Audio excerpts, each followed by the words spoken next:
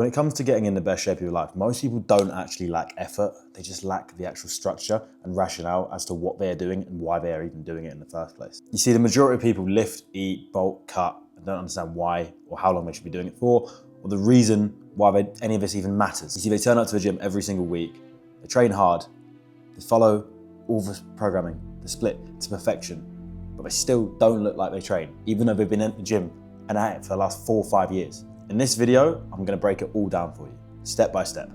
The exact strategies, the mindset, the training, the nutrition, the rationale as to why we even do these things in the first place, so you know exactly what it is you need to do to get in the best shape of your life. By the end of this masterclass, the goal is for you to actually understand exactly how to transform your physique to look your best year round forever, so you only have to do this once, and from there it's just a simple game of maintaining and slowly improving.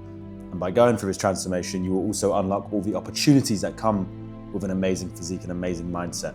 It's not simply an aesthetic improvement to your life. Everything will change once you understand the basic principles, the habits and the routines that you need to implement in your life, and what's taken me years to master, but something that is now so easy to implement in my day-to-day life. So first off, we've got to talk about why 99% of people, why the majority of people actually struggle in the first place. And like I said, it's not due to actual effort. I do believe a lot of people put in the work. I think a lot of people are very consistent with a gym, and it's not just a simple case of, oh, we need to be more consistent and that's what's stopping us. No, people go to the gym 4 to 5 times per week and they do so for years. But the problem that arises is they put in all of this effort, but they don't see the reward that they're working so hard for. And the reason why is really, really simple. I've put it in down to pretty much 3 to 4 mistakes. First off, and this is 100% the biggest one, so pay attention to this, phase confusion. They don't understand exactly what it is they are trying to do with the physique.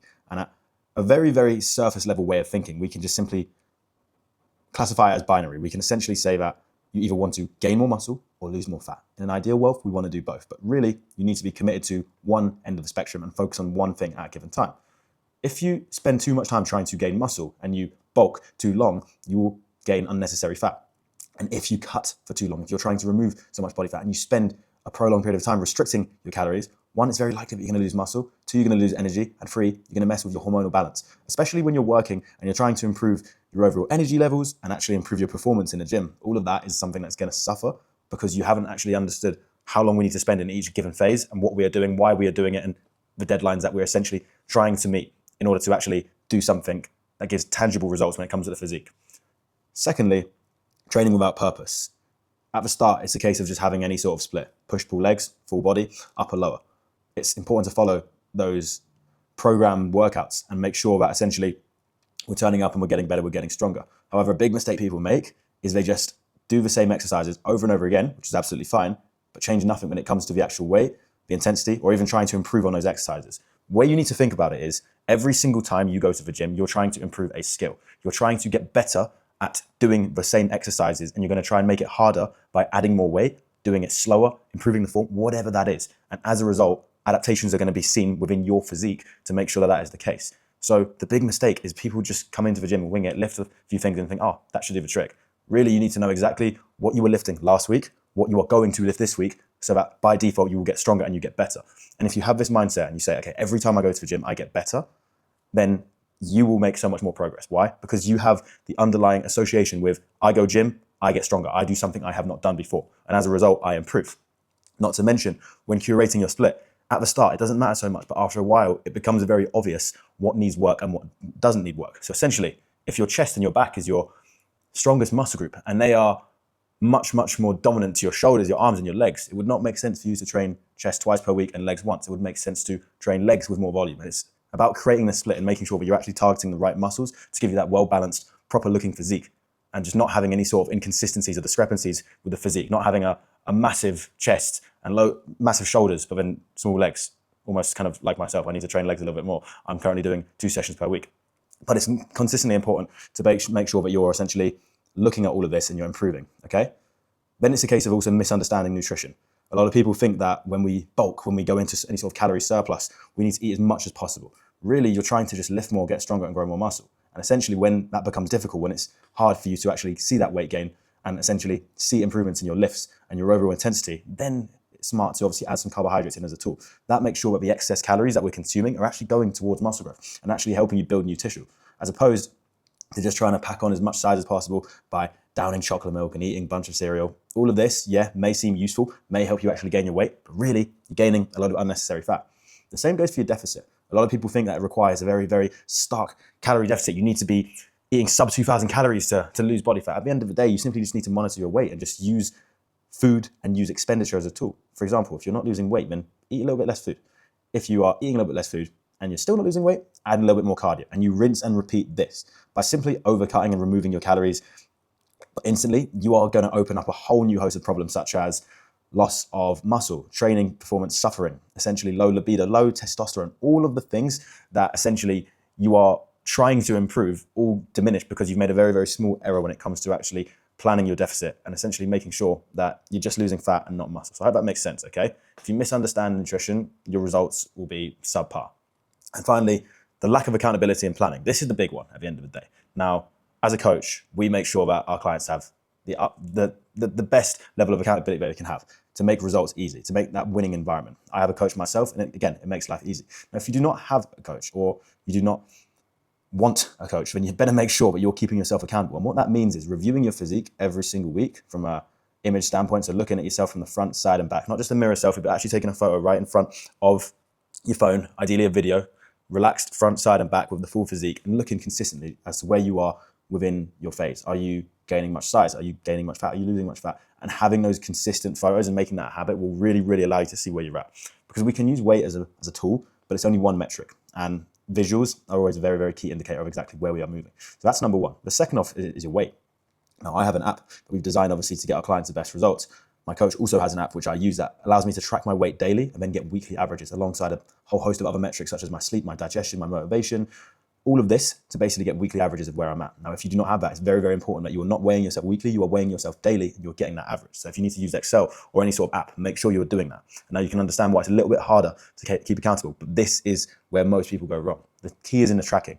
Don't even think about going into the gym and committing to a phase if you haven't got this tracking down, because you will just get outperformed by someone who just simply goes the extra mile and tracks. The big problem that I'm trying to highlight here is that people put in 8% of the work, but the actual results come from the last 20. It's not about going to the gym and training 2 hours. It's important, 100% it's needed at the end of the day. That's how you're going to stimulate growth. But all of that will go to waste if you're messing up your nutrition, if you're not tracking things properly, you're not tracking your weight, and you're not making the correct decisions. All of that is a very, very tactical error, which comes down to tracking. So I hope that does make sense. A solution: track, measure, and follow a system that I'm pretty much going to give you now. Now, anyway, enough talk. Why does this matter? Well, it's not just about looking your best, right? It's important to look good. That's great. But to be honest with you, that's not even why I necessarily go to the gym. I genuinely think the physique and how we look, that's a bit of a byproduct to the actual discipline of going to the gym, eating healthy and being healthy. The look isn't really what we do it for, what I do it for myself. One, it's the mindset. It's from a dopamine standpoint and a way to feel amazing and to have insane energy levels that translates into my business and makes me want to compete. It makes me want to turn up every single day and move quicker, move with more energy. That's why I love it, because when I go and wake up and I go and hit a massive new PB, I get stronger. I consciously just know I got better.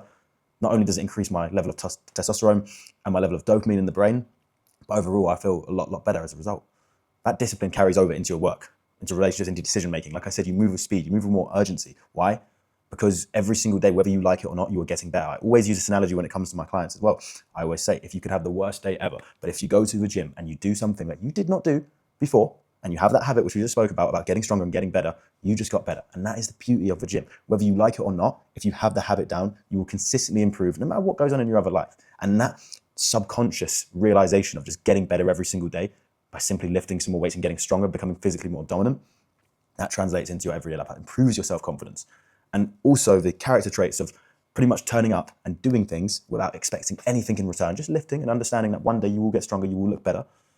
That mindset translates into a whole host of applicable situations that will really, really change your life, such as when you first start your business. Perhaps someone who doesn't understand the principle of delayed gratification and going to the gym and expecting nothing in result, with the same person who gives up when they don't see any money when they first start their business. They don't understand the key principle of delayed gratification, which is do things and expect nothing in return. Just do things consistently, focus on the inputs, and the output has to take care of itself. It doesn't matter when. It's not a matter of if. It will happen. It just needs to take time. And if you understand that, then it makes you a lot more likely to succeed in any endeavor that you focus on. So I hope that makes sense.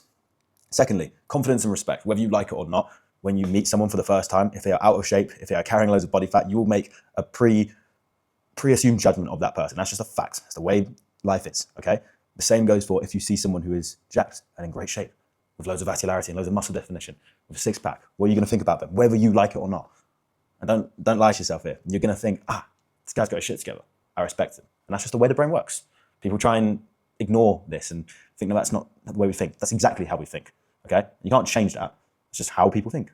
If you see someone who's in shape, you're going to respect them. If you see someone who's not in shape, you're probably not going to respect them as much. Why? Because we know what it takes. The brain's smart. We know what it takes to build an exceptional physique. It takes time, it takes effort, it takes delayed gratification. We know all of that. So quickly, the brain makes you think, shit, that guy's got all those character traits. I like him, I respect him, I can trust him. Equally, as someone who does not have those traits, you will think the opposite. You'll think the antithesis of what we just said. Does that make sense? So understand that this is more than just about the way you look. When you go into any sort of business meeting, when you turn up somewhere new, the confidence and respect is what really, really you are looking for here, okay? And then in turn, that provides opportunities. Socially, professionally, lifestyle. If people respect you more and you're able to walk into certain rooms because of the way you look and the character traits that you inhibit, they speak for you on your behalf. So you could be absolutely no one. But if you carry yourself in a certain way because you look the certain way and you think the certain way, people on the same wavelength, who may be a billionaire or whatever, will think exactly the same. I have seen this plenty of times in Thailand or wherever I've really been, somewhere new to me. I don't really know someone when I first obviously go to a place, and eventually after a while you end up meeting loads of people. But instantly there's a mutual respect between two people who essentially go to the gym and are better on themselves. Why? Because we both know deep down that you've had to turn up to the gym on days you don't want to. You've done this shit for 4 to 5, 6, 7 years without complaining or whatever. And there's that kind of mutual self-respect. And that's what kind of can essentially build very good relationships from even a business relationship, professional standpoint, just by literally being in good shape. You can be in the sauna with someone and just have an insane conversation just because there's that mutual respect there. And that is something that's not talked about. Something people think is bollocks, but I think I've just added a very lengthy description and understanding as to why that is not bollocks. So I hope that makes sense. And finally, performance, more energy, better recovery, faster thinking. I cannot stress how much your nutrition pretty much dictates everything in your life. When I was in a fat loss phase, for the first 8 to 9 weeks, I felt insane. The reason why is because I was eating such healthy food, because in order to basically make sure that you lose as much fat as possible and get shredded, you need to make sure that you are satiating full at all times. And in order to be satiating full at all times, you need to remove all processed junk and bullshit. You need to strip it back to fruit, veg, single ingredient foods, so that essentially for the calories that you consume for that day, you're filling them up with the highest quality calories. And what I saw with my brain was crazy. Like I was working at fucking 10 times the speed because I was thinking much, much clearer. I had more energy, not to mention better recovery. All of this put together, this healthy lifestyle, this healthy way of living, results in much better recovery because obviously we're sleeping more, we're incorporating sauna, ice bath, healthy habits here, such as myself, incorporating good food, high protein meals that essentially allow you to look and feel your best, as well as making sure that you're not eating a bunch of shit food that's essentially going to cause you to crash. We're having slow digesting carbohydrates as opposed to a bunch of sugary shit, and consequently we feel much better, we're able to work harder, we're able to work for longer, and this goes a lot further than just simply looking good. So how do you assess your physique and what phase you are in? Well, I'm going to make this very, very clear. First off, you need to start taking progress photos, exactly like I've done on the left. Take it with your hands by your side. Essentially take them every week without fail. Personally, what I'd recommend, every Friday morning. Reason why, some people like to do some shit on Saturday and Sunday and you don't get accurate results, okay? So Friday morning, weigh yourself fasted and make sure you take a photo from the front, side and back. Now compare them pretty much every 2 to 4 weeks. Have a separate album on your iPhone, that will help you. And even go the extra mile and measure your body fat using calipers. If you've got one of them smart scales, personally I think they're a bit shit, or you can actually use some sort of visual guide. But essentially get those progress pictures and then basically work out when you're trying to enter a sort of new phase. So if this is you right now, I want you to do this right now. Take a photo, exactly like I've done here, ideally fasted, if not, just do it now. And basically type in body fat percentage guide, and essentially you'll see a bunch of photos to find out exactly what body fat percentage you are. Now, if you are above 15% body fat and you are someone who has been in the middle for a long time, I suggest you just do everything you can to basically get under 7% body fat as quick as possible, because phase 1 is essentially get lean, right? If you are essentially above 18% body fat, without fail, you want to make sure that essentially you focus on cutting. So if you're too soft, and that's what typically happens after 18% body fat, you want to focus on cutting. Here, I'm around 15. You can see that I've got some abs, but I'm soft in the midsection. This is where I said, okay, cut. When you're lean enough, when you get to this point, then you can focus on a small surplus for muscle growth.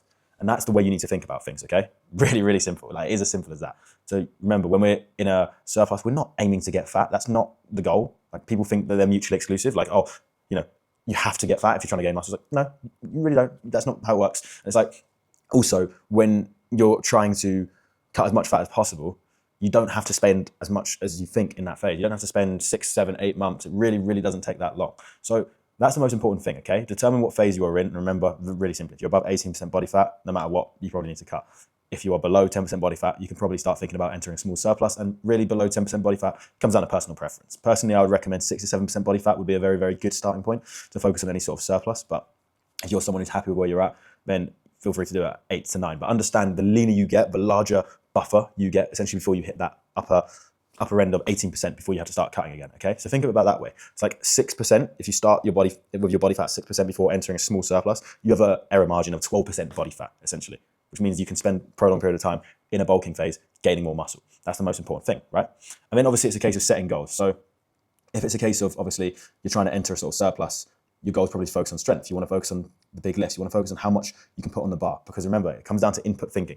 If you focus on pretty much how strong you can get, you will build more muscle. And that's essentially what's going to help you massively, alongside obviously tracking your weight metrics and making sure that visually you look better. If it's a case of, obviously, you're in a fat loss phase, it's a case of obviously retaining muscle, getting better at movements, and making sure that you're getting fitter.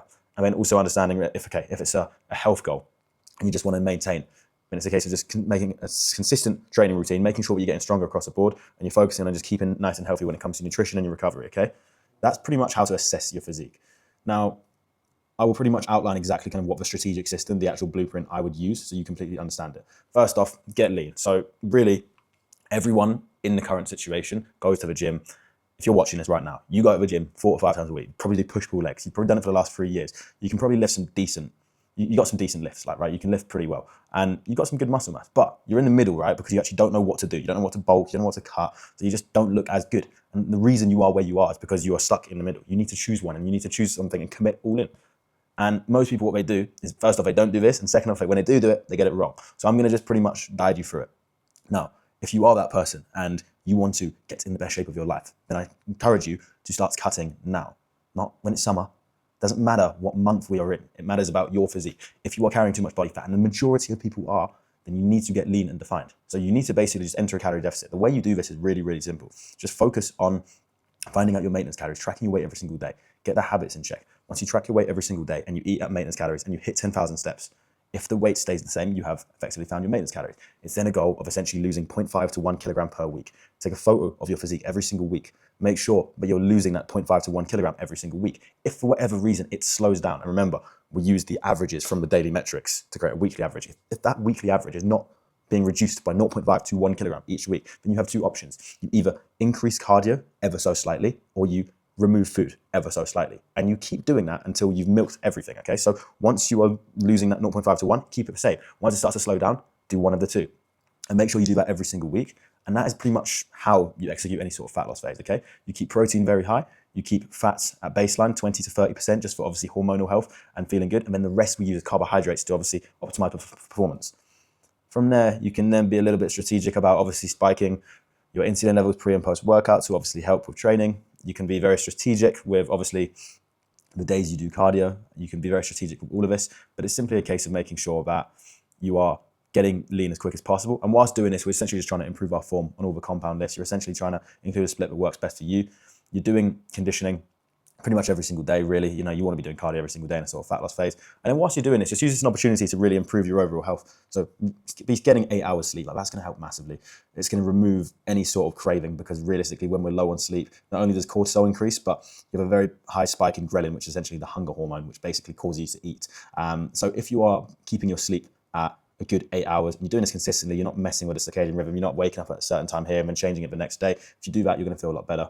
You can be using daily mobility as something as well, just to really, really help you with overall muscle growth in the long run and overall longevity. This is something I've neglected, something I've just started to get into. It's very, very important, as well as making sure that you're also incorporating stress management. The reason why is because cortisol is one of the biggest things that actually influence fat loss phases. A lot of people are very, very stressed. And if you are taking stress from your work environment and your overall life, and you're adding that on top of obviously physical stress from cardio, from training, you are going to see that actually have an impact on your overall life. So I hope that does make sense. Now, Once you do all of this, and you get to 6 to 7% body fat, you're in that lean and defined phase here. You're where I was here pretty much. Now it takes quite a lot to actually get into that situation. So if you do want to actually just have someone walk you through it and get you there, dependent on exactly your starting point, it can be done in less than 16 weeks really, then feel free to just DM me or book a call myself below and we can discuss.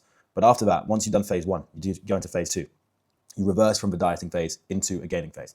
And the goal is essentially bulk, strategically. You're not trying to essentially pack on as much size as possible. You're not trying to neck chocolate milk consistently. You're trying to basically get stronger and grow more muscle and lift more weight. So as a result, an adaptation must occur, and that is obviously muscle growth. And we see that within the physique. We see that with our body weight gain. We're looking for around 0.3 to 0.6 kilogram per week. And essentially what we're trying to do is basically use food as a tool to help us hit those markers. And we're not trying to do it through fat. We're not trying to gain 0.6 kilogram of fat per week. We're trying to gain as much muscle as possible, which means our training intensity must be locked in. We must be tracking. We must be pushing to failure. We must be making sure that essentially we are lifting with full control, full accuracy, and we're really, really pushing it. So essentially each week we get stronger, which means we grow more muscle. And then once that becomes more difficult, for example, the weights become too heavy, we cannot really push and we start to hit the inevitable plateau, which a lot of people struggle with. We then use food as a tool because we're in that phase. Most people just lift the same shit every single week and expect different results. It's not how things work. So do understand that. Now, this means that essentially progressive overload will continue. You will never really hit a plateau. Why? Because you have more tools, you have more carbohydrates to essentially use. And it's your goal here to make sure that you look at your physique and say, right, this needs work. We're going to focus on this. For me, in this current phase, my hamstrings definitely need more work than the maturity of my physique. Everything else is pretty well developed. I'm pretty happy with where we're at. Therefore, it makes sense for me to be training them twice per week. And that's essentially where we're at. Now, once you've done this, right, and I'm talking to someone who has essentially been in the gym for 2 to 3 years. Once you've done a proper cut and you've got insanely shredded and lean, and then once you've done a proper strategic bulk, you are going to gain a good amount of muscle. And you're going to do it from a place of low body fat percentage. You're then going to gain some inevitable body fat post phase 2. But after that, it will come off very, very quickly. And then you pretty much complete the game because all you have to do is diet down again and then maintain that and fine tune. You consistently use the habits which we spoke about, looking at the physique, seeing what needs improvement, focusing on whatever is necessary for you. It might be perhaps mobility. It might be wanting to go into calisthenics. It might be wanting to obviously improve certain muscle groups. So creating a training split around that. But after that, it's just a goal of really maintenance and overall health. And that's kind of the phase I'm approaching now. It's phase 3. I'm in a strategic bulk, I would say at the moment, on 3,600 calories, nearly done. I'm going to get lean. And from there, I'm going to focus on mobility, calisthenics. I'm even going to go into a little bit of a Muay Thai. And as a result, all of what I want is to get done in a simple 3-phase structure, pretty much the same structure that we use for all clients. Now, depending on where you're at, this may take longer. For example, if you're severely overweight, for you to get lean in the first place, it might take a long, long time. But the phases stay the same. For example, also, if you are someone who is essentially already really lean but don't carry much muscle, this phase might take a long time. But the phases stay the same. And depending on where you are at, this is obviously the way we do things. Now, what you want to make sure is that you have these key habits in check. You train with purpose and intensity. Every time you go into the gym, you do not go just for fun. You don't, check your phone between sets and just think, oh, the gym is easy. Because that's what most people think. One way I would challenge you to think about the gym is essentially every time you go for a 5K run and you try and beat your time, it feels hard, right? You feel like you're going to throw up after. It feels pretty shit. Hard pacing. That's pretty much how the gym should feel. It should feel very, very hard. But most people don't actually give the sets and the reps the respect that it deserves. Essentially, they go in and then just think, oh, it's easy. I can just do it whenever. I can do it when I'm tired. I don't have to eat much before. I don't have to listen to music. Probably don't even need a cafe. I can probably just do it before I go to bed. It's an easy task.